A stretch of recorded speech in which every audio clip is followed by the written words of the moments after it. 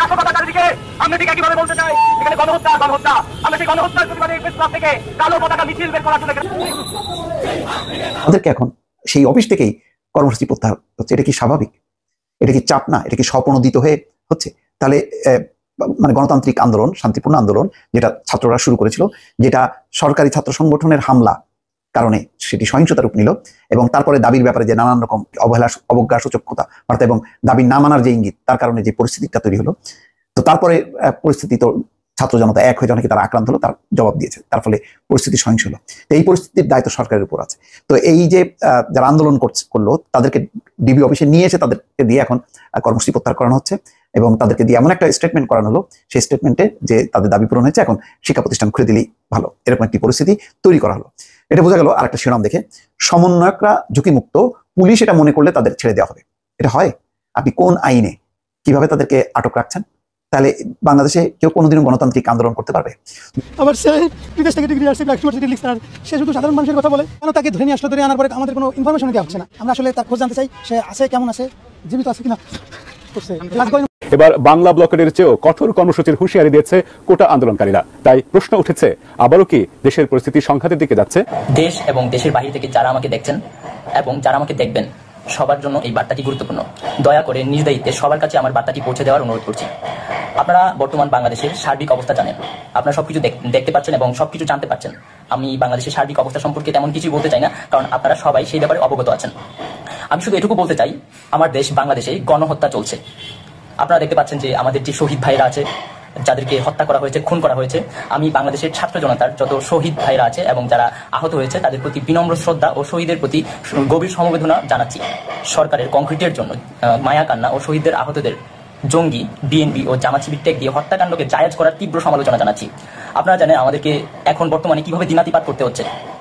না ঘুম আছে, না খাওয়া আছে, কোনো কিছুই ঠিকঠাক নেই। আপনারা দেখতে পাচ্ছেন, আমি মানে ভাষায় প্রকাশ করতে পারছি না আমাদের এখনকার বর্তমান পরিস্থিতি। জাস্ট যাযাবরের মতো আমাদেরকে দিনাতিপাত করতে হচ্ছে, জীবনযাপন করতে হচ্ছে। তো আপনারা আমাদেরকে দেখতে পাচ্ছেন, যারা আমাদের বাংলাদেশের বিভিন্ন জায়গায় সমন্বয়ক আছে, বিভিন্ন আন্দোলনকারী আছে, তাদের সাথে কেমন অত্যাচার, অবিচার করা হচ্ছে।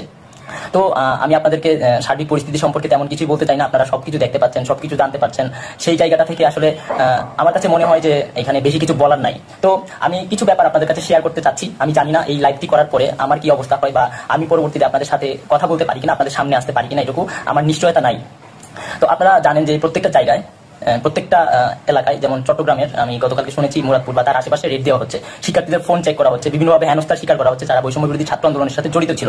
আপনারা জানেন যে সারা বাংলাদেশের শিক্ষার্থীরা তাদের যৌক্তিক আন্দোলনে নেমেছিল এবং শান্তিপূর্ণভাবে কর্মসূচি পালন করে আসছিল। সেখানে কেমন হত্যাযজ্ঞ চালানো হয়েছে, আমার ভাইদের কিভাবে খুন করা হয়েছে, আমার ভাইদের কিভাবে হত্যা করা হয়েছে, আপনারা সবকিছু দেখেছেন এবং আপনারা সবকিছু জানেন। তো আমি আপনাদেরকে অনুরোধ করব, আপনারা নিজ নিজ জায়গা থেকে প্রতিরোধ করে তুলুন।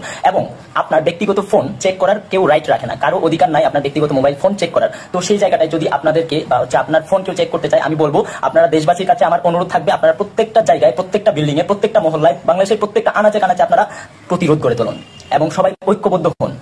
আপনার ব্যক্তিগত কোনো কিছু চেক করার রাইট কেউ রাখে না। তো আমি কিছু পয়েন্ট আউট করতে চাই আপনাদের সাথে। আপনাদেরকে প্রথমে আমি বলতে চাই, প্রত্যেকটা মহল্লায় মধ্যরাতে পাকিস্তানি হানাদার বাহিনী নেয় অভিযান পরিচালনা করে ছাত্রদের ও সাধারণ মানুষকে গণগ্রেপ্তারের তীব্র সমালোচনা ও প্রতিবাদ জানাচ্ছি। আপনাদেরকে আমি অনুরোধ করব, আপনারা যে যেখানে আছেন, আপনারা সবাই গণগ্রেপ্তারকে গণপ্রতিরোধে রূপ দেন। যারা বাসায় বাসায় হুমকি প্রদানের ঘটনায় জাতির সাথে এক নগ্ন খেলায় নেমেছে, এর ফলাফল ভালো হবে না বলে আমি হুঁশিয়ারি জারি করছি। সরকারের বাহুবল হিসেবে যেসব মহল কাজ করছে, দেশপ্রেমিক জনতাকে আহ্বান জানাচ্ছি, তাদের চিহ্নিত করুন ও প্রতিহত করুন। বাংলাদেশের সাধারণ মানুষকে ঐক্যবদ্ধ হয়ে তীব্র প্রতিরোধ গড়ে তোলার আহ্বান জানাচ্ছি। রেমিটেন্স যোদ্ধা, আপনাদের প্রতি আমার বিপ্লবী সালাম এবং দেশ থেকে ভালোবাসা জানাচ্ছি, এবং আপনারা আপনাদের কর্মসূচি অব্যাহত রাখবেন। হেলথ এইড ও লিগ্যাল এইড গঠনে ডাক্তার ও আইনজীবীদের পাশে দাঁড়ানোর উদাত্ত আহ্বান জানাচ্ছি।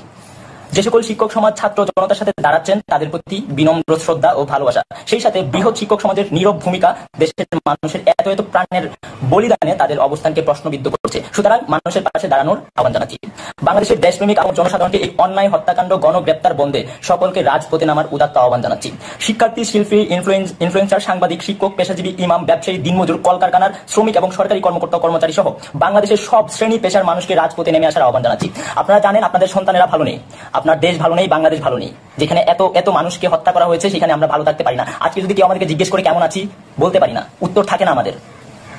জাস্ট আমরা যাযাবরের মতো জীবনযাপন করছি। এখন সেই অবস্থায় আপনারা দেশবাসীর কাছে আমাদের অনুরোধ থাকবে, আপনাদের সন্তানদেরকে বাঁচান প্লিজ। আপনারা আপনাদের সন্তানদেরকে বাঁচান, আপনাদের ভালো নেই, আমাদের বাংলা নেই। যেখানে আপনার সন্তান হলে সেখানে আপনি কখনোই ভালো থাকতে পারেন না। যারা আমাদের দেশের বিভিন্ন জায়গা থেকে আমাকে আপনাদেরকে অনুরোধ করবো, আপনারা যে যেখান থেকে দেখছেন প্রত্যেকটা জায়গায় প্রতিরোধ করে তুলুন এবং আপনারা নিজেরা সংগঠিত হন। নিজেরা সংগঠিত হয়ে আপনারা আপনাদের মতো, আমরা যদি ঘোষণা নাও পারি, আপনারা আপনাদের মতো আপনাদের কর্মসূচি অব্যাহত রাখবেন। আপনারা দেখেছেন বাংলাদেশের বিভিন্ন সমন্বয়কে খুন করা হচ্ছে এবং বিভিন্ন ভাবে হয়রানি শিকার করা হচ্ছে, বিভিন্ন ভাবে হেনস্থার শিকার করা হচ্ছে।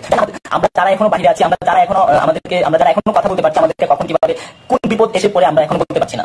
তো আমরা যদি ঘোষণা দেবার নাও পারি, আমরা যদি আপনাদেরকে ঘোষণা নাও দিই, আপনারা আপনাদের কর্মসূচি অব্যাহত রাখবেন এবং আপনারা আপনাদের জায়গা থেকে প্রতিরোধ করে তুলবেন। প্রত্যেকটা জায়গায় আপনারা আপনাদের মতো করে দুর্গ করে তোলেন। এবং প্রবাসী ভাইরা যারা আছে এবং যারা বিভিন্ন বাংলাদেশের বাইরে যারা আছেন, বিভিন্ন জায়গায় আমরা দেখেছি আমাদের বাংলাদেশের ছাত্র সমাজের পক্ষে প্রত্যেকটা মানুষ আওয়াজ তুলেছে, প্রত্যেকটা মানুষ কথা বলেছে। আমাদের এখন আর ভয় পাওয়ার কিছু নাই, আমাদের হারানোর কিছু নাই, আমরা সব হারাই ফেলছি। আমাদের ভাইদেরকে হত্যা করা হয়েছে নির্বিচারে, আমাদের ভাইদের বুকে গুলি চালানো হয়েছে, আমার টাকায় কেনা বুলেট আমার বুকের উপর চালানো হয়েছে।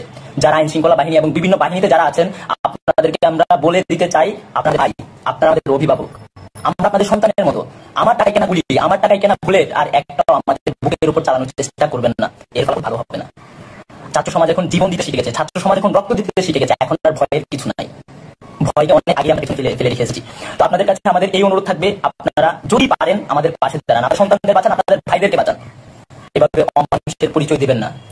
দেশটাকে ভরসা করে সেই ভরসার জায়গাটা আমি প্রতিদিন করে ফিরে আসি, কিন্তু আপনাদেরকে এখন অনুরোধ করছি আপনারা আমাদের পাশে দাঁড়ান, বোঝার চেষ্টা করেন, আমাদের কথাগুলো শুনেন।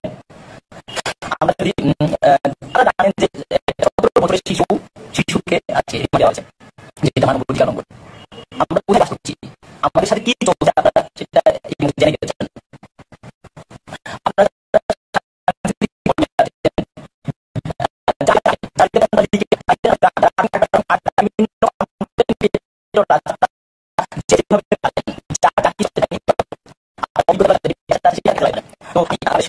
জনসাধারণকে অনুরোধ করবো, আমাদের নিউজগুলো, আমার খবরগুলো যদি কোনো গণমাধ্যম না দেয়, আপনারা সেই গণমাধ্যমগুলোকে স্কিপ করুন। আপনারা সেই গণমাধ্যমে আমাদের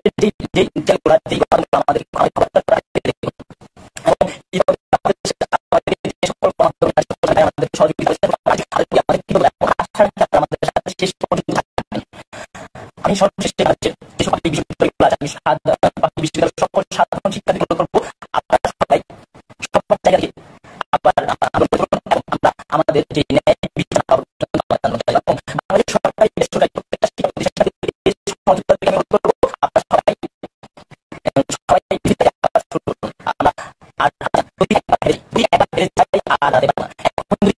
আমাদেরকে দিবেন না। কি চলছে? তো সবশেষে আপনাদের কাছে আমাদের অনুরোধ, আপনারা